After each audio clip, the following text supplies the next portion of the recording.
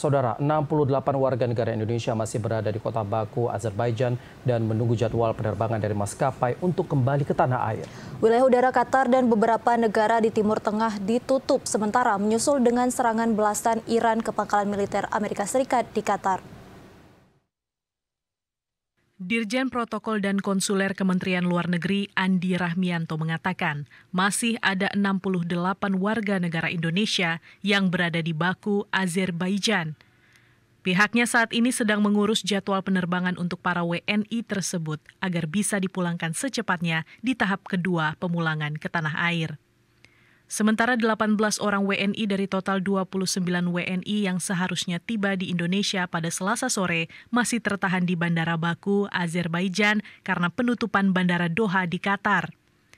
Serangan balasan Iran ke pangkalan militer Amerika Serikat di Al-Udeid, Qatar, membuat Qatar dan Kuwait menutup wilayah udaranya sehingga mengganggu jalur penerbangan di wilayah Timur Tengah.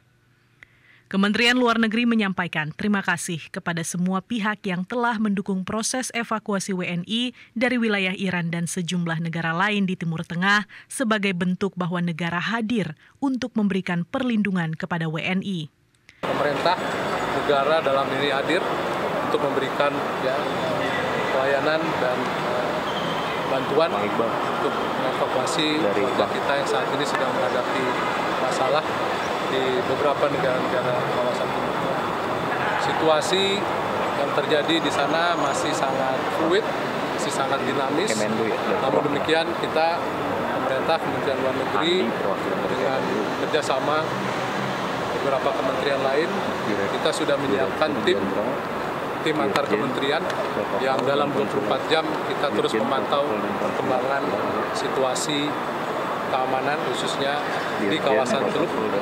Pemerintah melalui Kementerian Luar Negeri berhasil mengeluarkan 96 WNI dari wilayah Iran dan 1 WNA pasca Amerika Serikat menyerang 3 fasilitas nuklir Iran.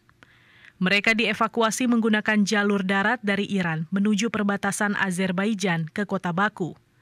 Data Kemenlu mencatat ada 386 WNI di Iran yang mayoritasnya adalah pelajar di kota Qom.